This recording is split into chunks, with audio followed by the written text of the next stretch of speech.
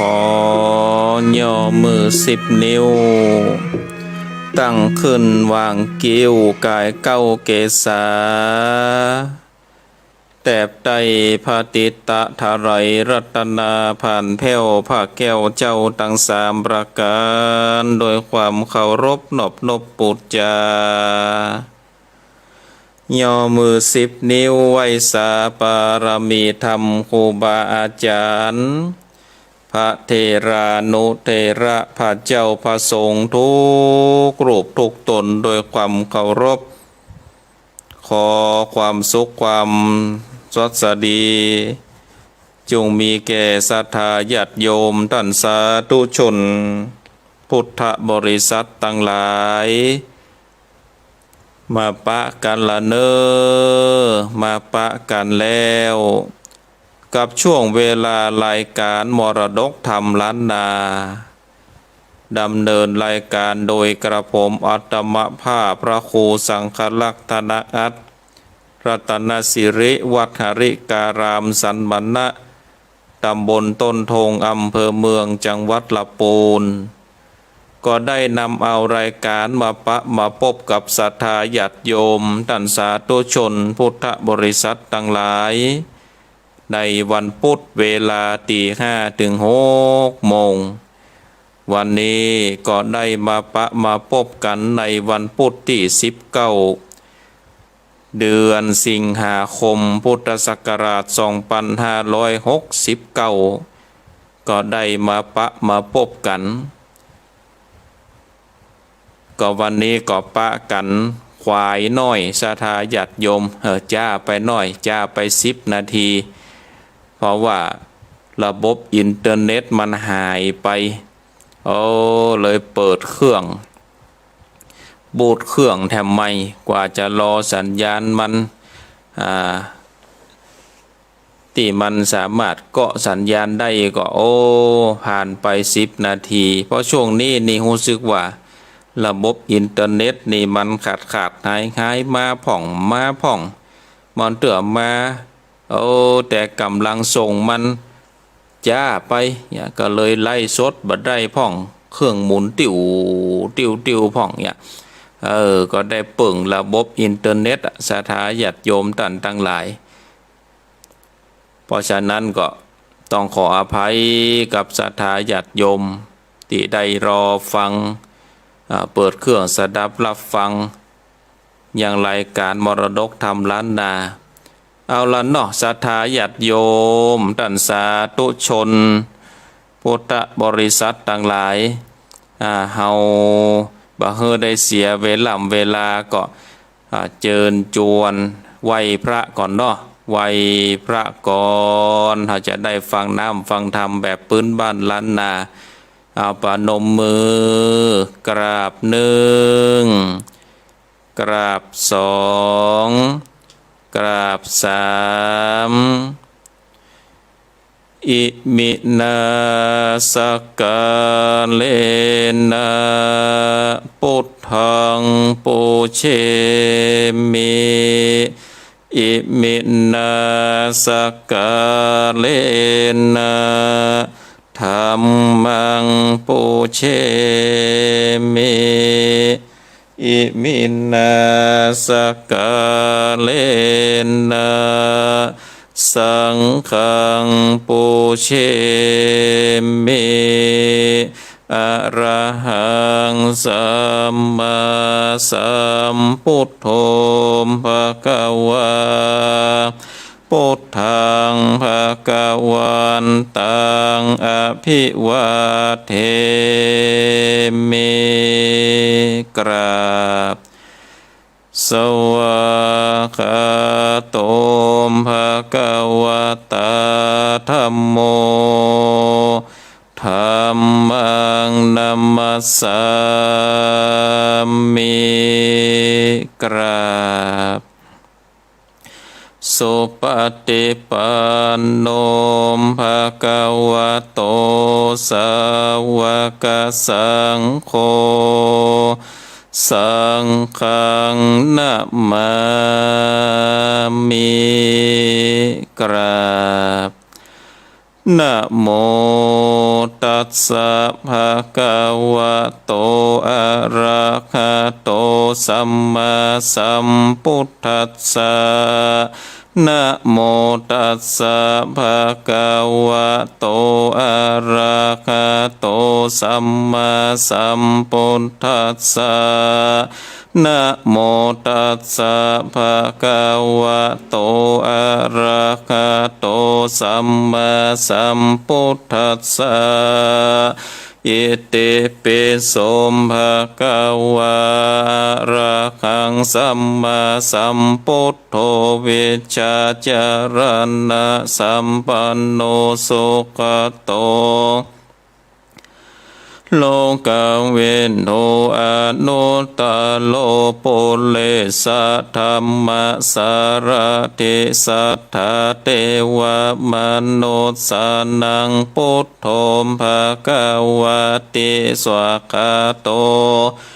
ภะคะวะตาธัมโมสันทิเตโกอากาลิงโกเอหิปัสสิโกโอปันนะยิโกปัจจตังเวเตตาโพวินโยเฮเตโสปฏิปันโนภะคะวะโตสาวกสังโฆโจปฏิปันโนภะคะวะโตสาวกสังโฆญะญะปฏิปันโนภะคะวะโตสาวกสังโฆสัมมิจิปฏิปันโนภะคะวะโตสาวกสังโฆญะทินทังจัตตาเลโปเลสา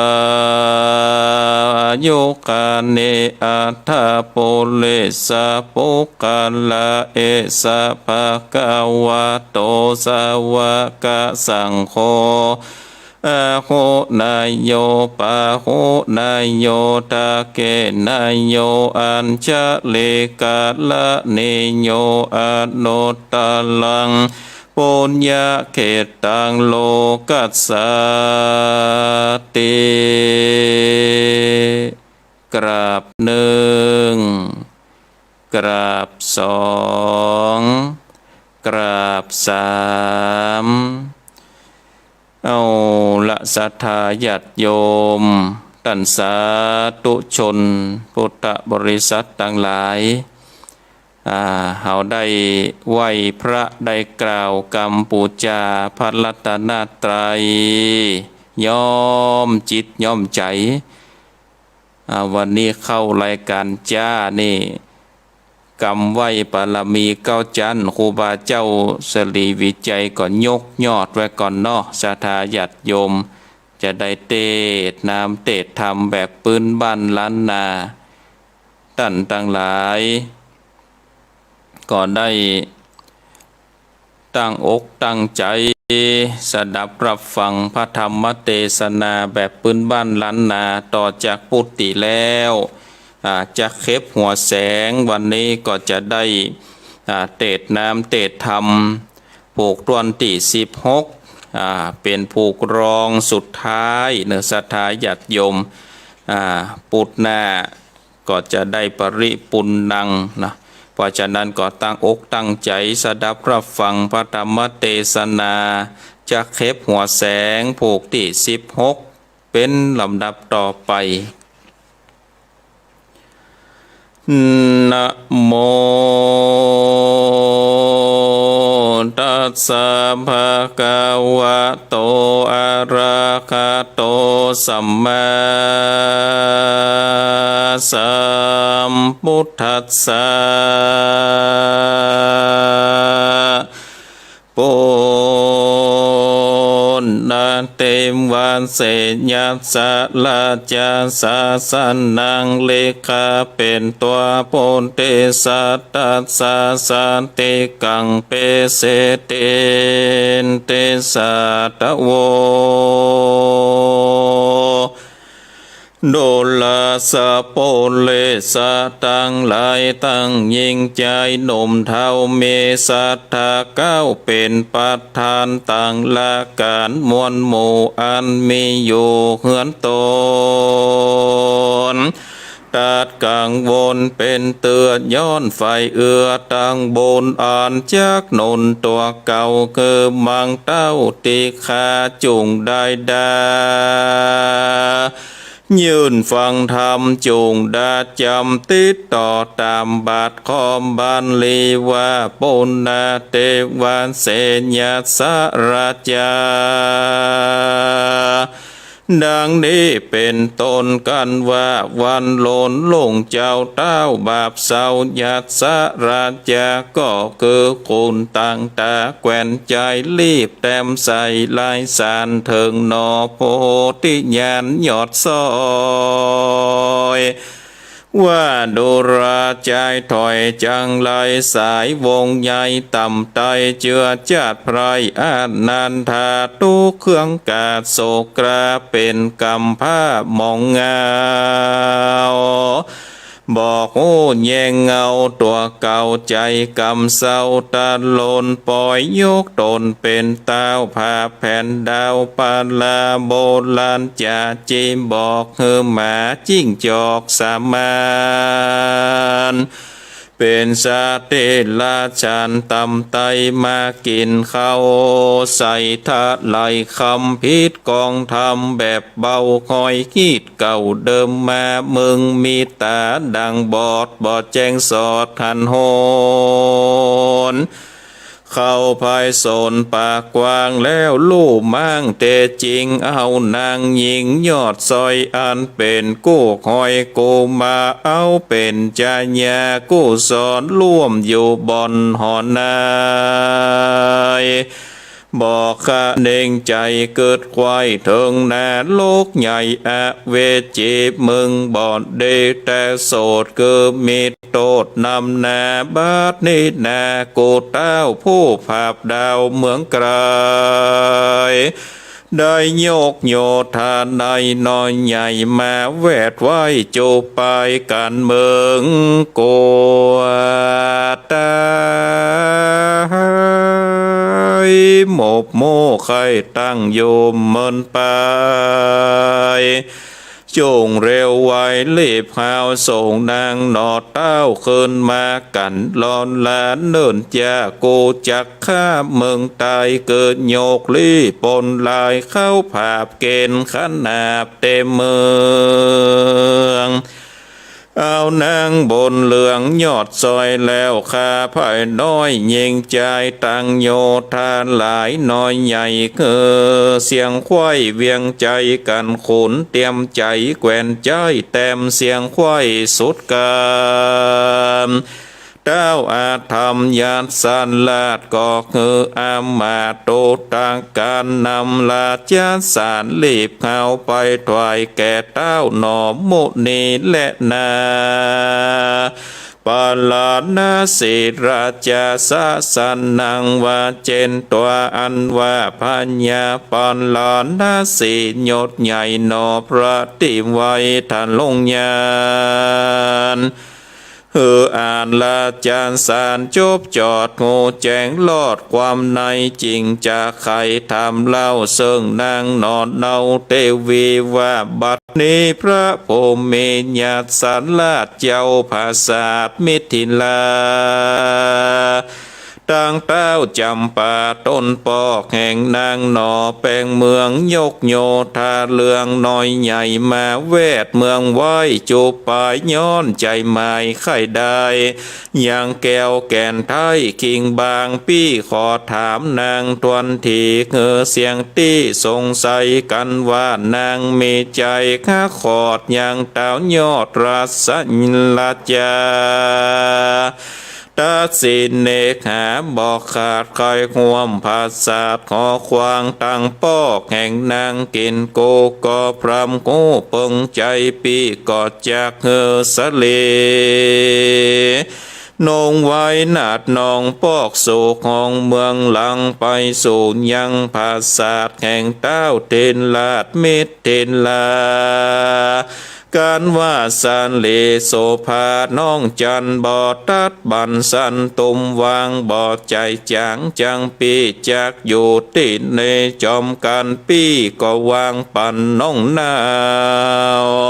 แก่เต้าเจ้าเมืองใดและนาต่างสุดตัวส่วนนางปะตุมมายศใหญ่ฟังนอพระติไวจะใครหัวใจไวสัตว์ตอนว่าโวคอนตังเข่งสาลีนางยิงน้อยนาจริงอามเพว่าตนสาว่าคาแต่มาขาดละเจ้าตนอันเป็นเก้าเนื้อหัว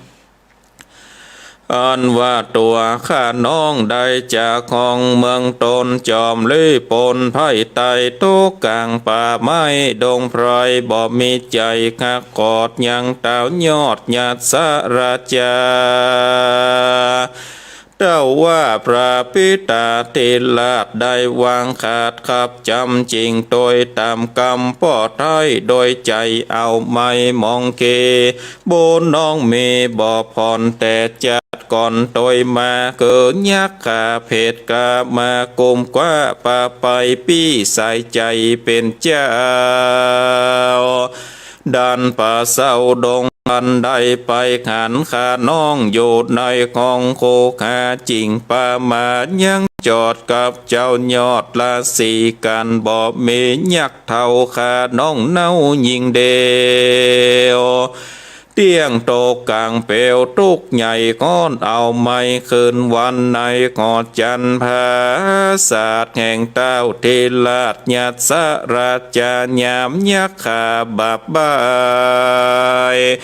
นำไปขังไว้เดียวดายกันปีบ่อพันภายเตียวต้องไปรอดห้องโกคาน้องเตียงมอนลั่นนามวยมอดบ่อาจได้รอดดิเลกุลพี่มีมากกว้างบ่อาจอ่างกะนานนาน้องจริงบ่พี่ญาไฟคอยยังเต้าใหญ่น้อยเมืองใดเต้าคะนิ่งในคำเจ้าคักแต่พี่เจ้าองค์คามการพี่ขับจำข้าน้องคือปอกห้องเมืองตนก็จากเลลนไว้ว่องเปล่าออกป่องเบ่งจอดลงไปนอนความนาเนื้อฝุ่นหญ้าดินทรายการปีใหม่หักน้องบอกใครเงินอยู่ของเป็นมากเงสีขอจุงผ่านนี้เลี้ยงไว้เงเป็นขาดใจกะตามการแดดเติบเหมือนนั่นหนอพุทธานยอดซอยได้ยินถ้อยคำจากแห่งดังปาโตมาน้อยนาจริงเมลาจะองค์การคือแต้มสารตอบเล่าว่าดูแลเต้าเจ้าป่าปาลาเมืองได้จะกล่าวอ้างว่ากูไปลู่เอานางในดงขวางป่าไม้นำมาไว้หอดใจกำกูไข่กาวจีบ่แม่นตีตามธรรม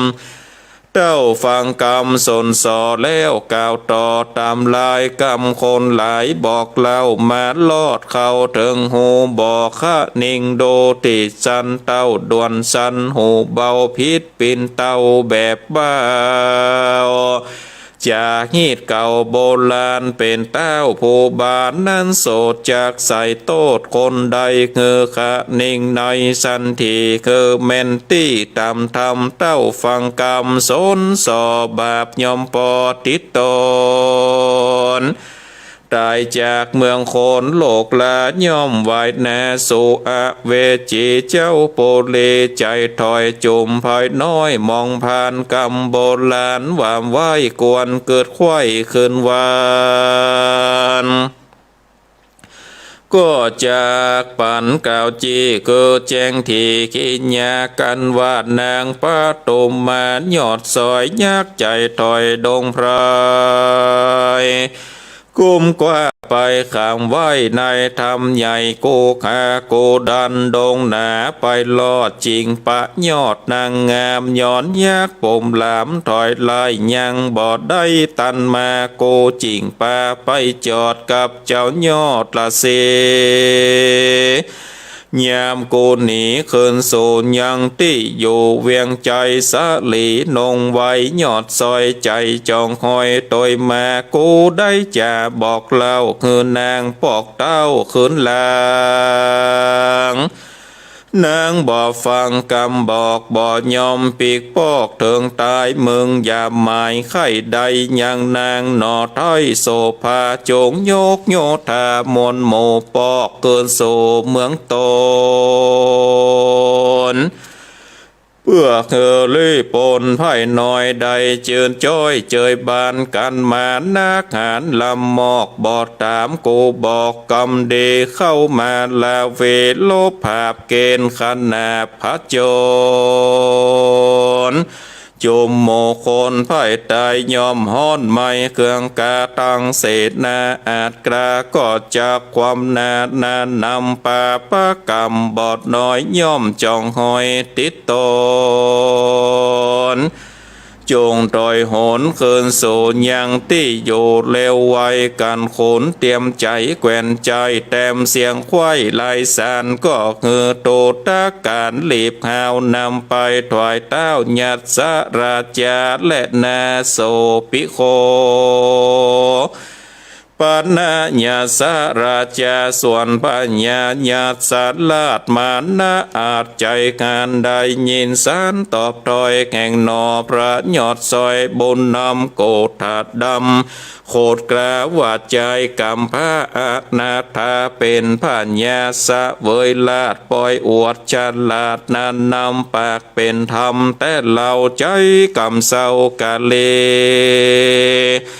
เอาเมียกูหนีพระกลางแสงกล่าวอ้างมุสาวาทได้นำราชธิดาแกว่นแว่นฟ้ามาจากป่าดงตันตีแต่มันนั่นใส่จบแจงควายติปมนมากามบางตนทัดแหล่งเป็ดเป็นยักษ์เพศดงควางจริงเอานางน้อยอ่อนมาห่วมซ่อนนอนในกามมันไข่กล่าวจีบอบแม่นตี้เดเลซ้ำจำโกหนีคืนโซนยังตี้อยู่เมืองหลังกันโกนยังบ่ได้ยังนางหนอไทยคิงภายโกบอกหมายจากปอกตามมันบอกใครปันเจ้ากอดจันยาสาลาดโปกเอาขาดตาลนใจมาวนโคตรไม้ก็คือไข่กองใจพร้อมเสนาในน้อยใหญ่โคแจงควายสัญญาว่าโซจงดาพร้อมนาเขาต่อตาลาเวยับใจกะเลใจถอยมาฟักย่อยแต่งฟานดาบขานมวยมอดอยากเงินลอดต่างตายลี่ปนหลายน้อยใหญ่โคแจงควายสัญญาต่างโสมมานัดสาจื่นโซโคห้องอยู่เนืองนอนแล้วปากันหลีบห้าว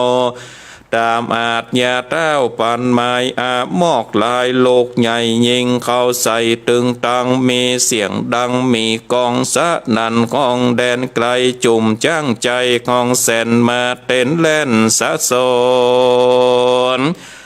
โจมเลปนหอกดาบเต้นผาผาบดาบฟันเสียงเนืองนันสั้นเศร้าควายโจดาวสะนามและนาอาทะโกเหมือนนันนอโปติญาณโตนองค์อาจเจ้าภาษาปาลานาเสก็เรียกเสนาบดีแกวนใจโจมเล่ปนขอตังคุณก้าวสุปัญญาต่างอโนจาน้องนาดอันเป็นโอปลาดแก่เมือง ดังโยธาเหลืองยศใหญ่มาพร้อมควายเปิกษาว่าบาดนี้นาศึกกามาต่อต้าเมืองเฮาจุ่มหมู่เขานั้นโสดมีลายตือโกดอาโคเพนีลีโพนเฮามีบ่อมากแม่นโจโพกหากอาสากันเฮาลาภาพโซเตียงจากหมู่มู่วำวายเกิดจากตายลมเต้าบ่อน้อยบาปก็จากจองห้อยโดยมาเจ้าปัจจาไพ่ไตก็จากห้อนไม้เครื่องเข็มตุกตมทองกังแกนผ่าปืนแผ่นเวียงใจเข้ากวนเลี้ยวไวยยอมอ่อนยกยื่นตอนยอดตามยังขันคำดอกไม้ขออยู่ใต้สมปานถวายบานนาการหมากดาวแก่สองเจ้าปลาก็ควรยกโยธามวลหมู่ออกไปสู่ออกไปผ่านสู่แต่งฟันเนื้อเขาได้ขันตอนหน้าว่าเฮาอาจกล้าปันใดคือเซิกแดนไก่ถอยลอยคือแจงควายตามลายตั้นตั้งหลายจูผู้อันมาพร้อมอยู่ของการการขะเน่งหันแจงที่จุงกล่าวจีไข่มาหนอพุทธานมเนาโลกสิเจ้าลานเสจบกองเดเสียงขอดยังสิปัญยอดเจียงคานแม่นเมเสือกหันกดลานแวดจุดานจุปายตนเดียวได้อาจภาพเงอเสือกาหยาบต่อยเนเส้งไขวาตีทำเล่าเสื่องคนแก่เท่านั้นนาดังโยธาโยให้เบื่อควายหูแจ้งใจว่ามีคนใดอาจกล้าบอกกวดตายความแน่วำไวหรือคนใดกวดตายหมกโม่บ่อาจโซสงครามเต้าจริงลองจำทำทีเพื่อเฮือเสียงติสังกาตินอนสู้ปัญญาคุณใหญ่ก็ขับไว้ตนสาวกาแต่มหาราชเจ้าตนเป็นเก้าปุเรในเมืองเฮามีจุสิ่งเข้านามยิ่งปัจจัยตั้งผืนขวใบแผ่นผ้าตั้งเครื่องง่าขวขายเข้าเปลือกหลายหมากเต้ากินสามขวบเข้าวัดสาตั้งของแน่แน่มวลหมู่หากมีอยู่เหลือกินของเกิดจากดินบ่อไรเกิดโลกไม้หัวมันมีอะนันลายแหลมีจุแง่ปาลากำแพงเมืองสูงหนาอันใหญ่หวังแวดไว้จูปายแม่นขาซึกลายต่างดาวอันขาดเข้าปาลากะนานาโกดล้านมาแวดจุดานเวียงใจบ่มีภัยแต่สายจะเข้ามาได้ดังไม้ลี่ปนหลายหนุ่มเท่าเตียงกันเข้าอาหารบ่อปอนนานเดินจากก็จากไว้นาพระเนตัดนันโสมิตาเสนาบดีคุณใหญ่ก็ซ้ำขับไว้ตนสาวกาแต่มาหาลาจะเจ้ากรรมก่อนเก่าโบราณว่าของสามประการนั่นใส่อย่าเหลือเศษไว้หวังใจคือเศษไฟเศษนี้เศษเสือกรรมกี้ตาโลนมากปาตนเกินได้ร้อนเดือดไม่ตวยมาอย่าลาสาประมาทดาบเงือเสียงขาดเร็วไวเศษแห่งไฟเต้ากอยกันเข้าปล่อยปานลามันลูกมาวู่ไม่เป็นไฟกองใหญ่ลำไปเกิดทุกข์ใจเมื่อซอยได้ตามก้อยมองผ่านเศษแถมประการท่านจีคือเศษนี้เงินคำแม่นบ่มีเนสักหยาดบ่มีเฟื่องบาท10 สาวจากสืบสาวติดต่อจากทมปันปอต้อยมากลายเป็นนี่นำหนาลำมอกดังดินปอกหางโมอันเนื่องเศษสะโถตัวถอยการเฮาปล่อยวางไปบอดนานเต้าใดไปนาจักเป็นเสกล้านำนากวนเก้าลามวลหมู่ออกไปภาพสู่พระโจร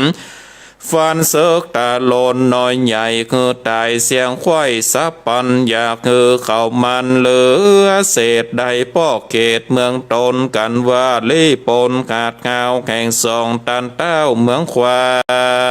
ง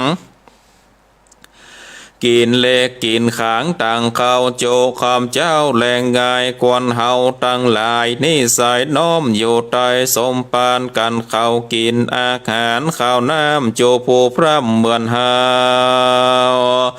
บ่ควรกลัวเขาแต่ใส่ควรโยกไผ่ไตโยธามีนำหนามวลหมู่ออกไปภาพสู่แต่งฟันคือเขาขันตอนหน้าว่าเขาอาจกล้าลาเวศีลธรรมมีกุลใหญ่กวนจากวางไว้เป็นโหนยามเสกตาลนมาลอดเข้าบอดละตอดยังศีลก็จากนอนเด่นโจผู้เกิดจากหมู่โมเมื่อมอนเจ้านากรไพ่ตายเตี้ยงตายเสียงควายลาจะทานีเขามาดีดีสายเขามาค่ายค่ายแตนไปโบราณไข่กาวจีกวนสันทีตามลายและนาติดนั้นโอปราชาหนุ่มนาวคือว่าเจ้าโกลาวานากุมารก็ตูนสารกมกล่าวว่าข้าแด่พี่เจ้าลาจาข้าขออาสาก่อนนากับคนอาจกราเศษนาบอนเดยกลีปนเมมวลโมออกไปภาพสู่พระโจรเพื่อเกิดเล่ปนต่างค่ายได้ก้านปลายพรันเอเกิดเจ้าปูดเลไผ่ตายหายหมนไม่มองผ่านหนอโปติญาณหยอดซอยได้ยินถอยกำจาแห่งโอปะลาจาน้องเจ้าและคนนอนเนาไข่ปันก็เลวปันปงขาดอันโนญาตตามกรรมและนาเหมือนนั้นโอปะราชาหนุ่มเนากับคนเก้าสมเมตาเสนาก็โยกโยธามวนมากออกไปจากเวียงใจลี่ปนไหลลานลาดบอดได้ขาดเป็นสายต่างโมดปวกหลายกระภาคออกมาจากข้างมันเสียงเนืองนันโกก้องสะนันก้องดินดานจางป้ายสารกองแสนมาเต้นแลนสะสนจุ่มเลปนสองฝ่ายต่างบ่อไปต้อยเนเข้าลาเวภาพโซปอบอกโอ้เป็นภัยเสียงปืนไฟหมอกแนดบ่ได้ขาดเนืองนานมีแต่ควันมืดกลมโป๊กก่อกลมบางบนจุ่มเลปนจูผู้ต่างบอกโคพระนีต่างเจิงดีองค์อาจจบชาลาดเร็วไวพองเลือดไหลย่อยหยาดพองแขนคอขาดปูดหายขาซึกลายเหลือแหลตอดตนแผ่เนื้อเด่นยามนั้นเต้าโผว่าเมนญาติสันลาเจ้าภาษาเมตเตลาขานโอปะลาจาหนุ่มเนาคือว่าเจ้าโกนลาวานะกุมารขี่จ้างสารโตใหญ่โพดมาติไกรสัปปานมันเล่งหันสันทีบอบมีที่สงสัยคือใส่ใจเป็นแก่นว่าคนนี้แม่นหนอมุนีมอนจริงไขว่าเตของดาย่อเมื่อจีแน่ตอยไปวันดูราใจจังไรต่อยลายเจือตำไตอนาถาสันใดจาใจหยาบบ่สุภาพตำกองปล่อยทะเลปองโลมั่งเอาเมียแนบข้างกูมาบัดนี้นากูเต้ามาจากดาวเวียงใจย้อนหมายใจมาคาเกิดมึงความแน่วำวายมึงเตี้ยงตายเป็นแก่นบ่อาจแลนพระเนแม้นถ้าลงฤทธิองค์อาจสัญญองขึ้นอากาศเวกาตังนกกาน้อยใหญ่หรือดำลงต่อยปัดทำพีก็บ่อาจหนีลีพรากโป้นเสียจากมือโกเจ้าบนโจโอมปาลาจริงตอบถอยวาดกำไปว่าดูราเจ้าขอใจบอดใบบอกโกควายขี้ยาโกนี่นาเป็นน้องเกิดความต้องเดียว กันกันเจ้าขอดจันหยดยาวผู้ภาพดาวปานลานนาสีกันไขราเวลบภาพเกณฑ์ขนาฟันแตงกับเจ้าจอมแปลงพี่ขาดยาใดจ้าบัดเดียวเอาดาบคมเขียวเทียนกรามาโลบกับข้าลองจามคือคนได้ลาบมนโมได้พรำโคเล็งหันว่าภัยจากได้ขันมวยมอดไปจากรอดนานไปเจ้าขอใจยาสลาดโคดไม่มาดเลือลายใส่จ้างไปตัวกาเข้ามาต่อตาต่อจนต่อคนต่อคนปานมางจ้างต่อจ้างราวีต่างจึงดีองอาจต่างฉลาดเร็วไวต่างมีบนใจวิเศษต่างทะลงเปตอาคมดาบตอนดาบจมถูกตองเสียงทิ้งทองเนืองนันต่างแต่งฟันบอกเข้าต่างหนุ่มเน่ามีแข่งกำลังแข็งต่างกู้ต่างบอกหูอิดเหี่ยวตรงใจปิววามวาดเสียงหมอกนาดปืนไฟเสียงกองใจมีกองดังควายกองสันน้ำจ้างงามบ่อนน้อยนับอ่านลอยกัดนันนางาต่องางงัดง้างบอกโคกางพระเนต่างลาเวภาพสูต่างบอดทุกคอยโคนจุมเลปนโกกองเสียงมีกองเนืองนันต่างแต่งฝันลบภาพโดยขอกดาบคมบางต่างตกกลางเสกกาลวดความนาวำวายต่างฝ่ายตายหลายแหลมีจุงแง่อันนาคบกันมาแต่เจ้าทาลาบต่อเต้ายำแรงตาวันแดงข้ามลาดาลาป่าดงดอนจ้างเต้าผู้ทอนยาดสันลาตัวเขาขาดใจกันกอดแตงจ้างสันตัวกราแห่งเจ้านอนลาอุปลาจาสุดสองงายุดดาวเด่นดาดาวกลางสันนามเจ้าคิงลามอุปลาดก่อนดาก้อยกาดวำวาย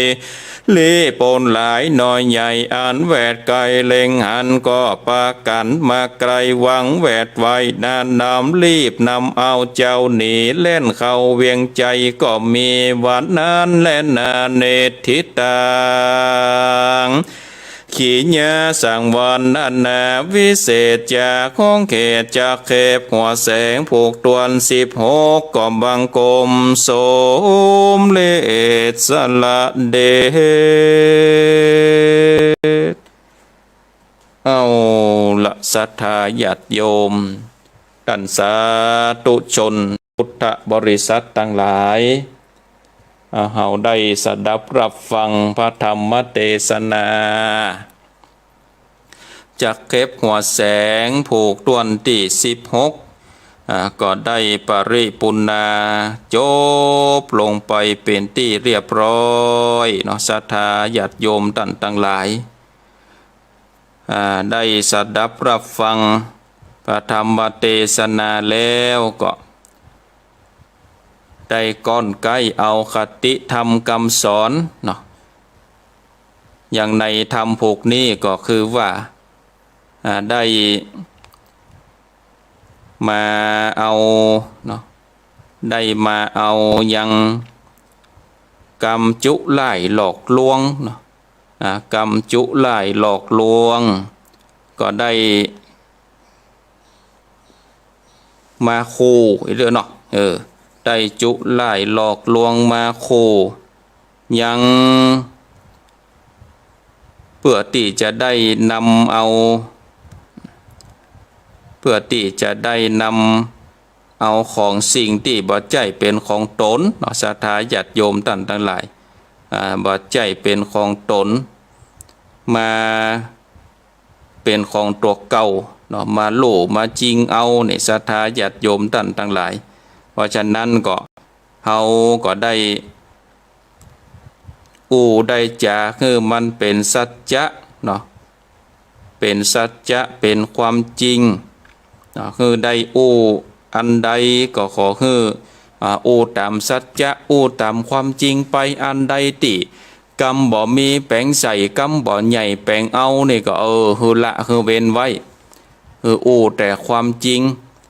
คือ มีสัจจะมีความจริงกับตัวเก่าเพราะฉะนั้นศรัทธาญาติโยมท่านสาธุชนท่านทั้งหลายสัจจะความจริงนี่เป็นสิ่งที่มันบ่ตายคือมีไว้กับตนกับตัวเฮาตึงดีศรัทธาญาติโยม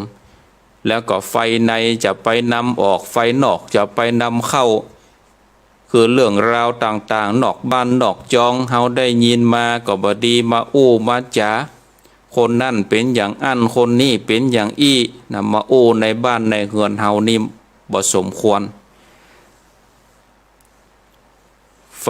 ในนี่จะบดีนำออกว่าบ้านเฮาคนนั่นเป็นอย่างอันคนนี้เป็นอย่างอี้ผัวเป็นอย่างอันพ่อเมียเป็นอย่างอี้แม่เมียเป็นอย่างอันพ่อผัวเป็นอย่างอันบดีเอาไฟทางในนี่นำไปเหล่าทางนอกคือมันจบเหียนในทางในบ้านฮะน่ะเพราะฉะนั้นเรื่องราวอันใดที่ควรอู้ก็อู้ควรเรื่องราวอันใดที่บอกควรอู้ก็ดักไว้นะแล้วดับอยู่ในบ้านในจองหันเหียเนาะศรัทธาญาติโยมตันทั้งหลายนี่ก็เป็นสัจจะความจริงเนาะ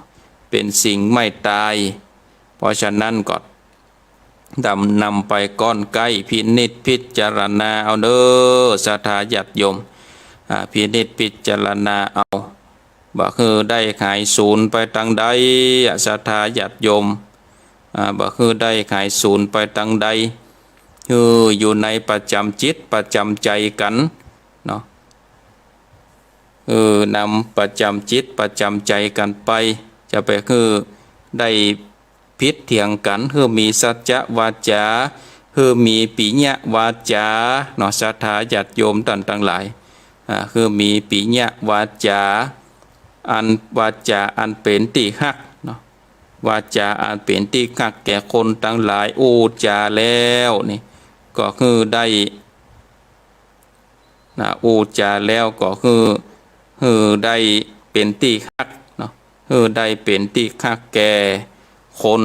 เป็นที่ฮักแก่คนและเทวดาทั้งหลายเพราะฉะนั้นท่านทั้งหลายก็ได้นำไปพินิจพิจารณาเนาะนำไปพินิจพิจารณาวันนี้ก็คงจะบ่ได้เปิดสายเตือนเนาะศรัทธาญาติโยมท่านทั้งหลายวันนี้คงจะบ่ได้เปิดสายเตือเพราะว่าเวลาก็เหลือน้อยเหลือ5 นาทีเฮียแต่ก็คงจะบ่ได้เปิดสายก็อู้จาปราศัยกันไปก็ขออนุโมทนานะอันนี้ก็ตั้งแต่ไปตานเตียนเมืองฝางแล้วนี่ลืมประกาศอนุโมทนากับพ่อบุญธรรมแม่รัตนาสังคำฟันบ้านโป่งหนองอำเภอเวียงป่าเป้าจังหวัดเชียงรายได้ปูจาน้ำเรียงเสียงปากเนาะได้ปูจาน้ำเรียงเสียงปากปูจาพระธรรมเทศนา100 บาทแล้วก็มีคุณโยมสมพรคุณโยมสมพรรัตนังจากสันทรายเนาะได้ร่วมทำบุญปูจาพระธรรมเทศนา500 บาทแล้วก็ได้ส่งยังกระท้อนเอามากินเอามาฉันก็ลำดีเด้อคุณโยมสมพรรัตนังโยมแม่สมพรรัตนังก็ได้นำเอากระท้อนก็หันใน Facebook ไปถวายครูบาอาจารย์หลายตนหลายองค์แล้วก็ได้ส่งตังขนส่งมาคืออาตมาภาพแล้วก็โอนปัจจัยร่วมทำบุญผ่านทางธนาคารมา500 บาทก็สาธุอนุโมทนาเนาะกับโยมแม่สมพรรัตนังก็สาธุอนุโมทนากับศรัทธาญาติโยมท่านสาธุชนพุทธบริษัททั้งหลายนะที่ได้สดับรับฟังติดตามยังรายการมรดกธรรมล้านนากับตนตัวแห่งอาตมาภาพตุเจ้าสันมันนะอำเภอเมืองจังหวัดลำพูนปะกันวันพุธเวลาตี 5 ถึง 6 โมงก็วันพุธหน้าหากว่าบ่ติดธุระบ่ติดกิจนิมนต์ตั้งใดสถานการณ์อินเทอร์เน็ตปกติเนาะศรัทธาญาติโยมก็คงจะได้มาปะกันเนาะคงจะได้มาปะกันเพ ราะฉะนั้นก็อนุโมทนากับศรัทธาญาติโยมทุกท่านทุกคนเนาะเอาละเนาะศรัทธาญาติโยมวันนี้อาตมาภาพก็ขอนำเอารายการได้ลาจากศรัทธาท่านทั้งหลายไว้เพียงเต้าอี้ก่อนเนาะนำเอารายการลาจากศรัทธาญาติโยมท่านสาธุชนพุทธบริษัทไว้เพียงเต้าอี้ก่อนวันพุธหน้าก็ก่อยมาสดับรับฟังพระธรรมเทศนาจักเข้หัวแสงผูกตวนที่17ก็จะปริปุณนังเนาะวันนี้ขอนำเอารายการได้ลาจากศรัทธาญาติโยมไว้เพียงเต้าอี้ก่อนเนาะขอความสุขความสวัสดีจงมีแก่ศรัทธาญาติโยมพุทธบริษัททุกท่านทุกคนอายุวันโนสุขังพลัง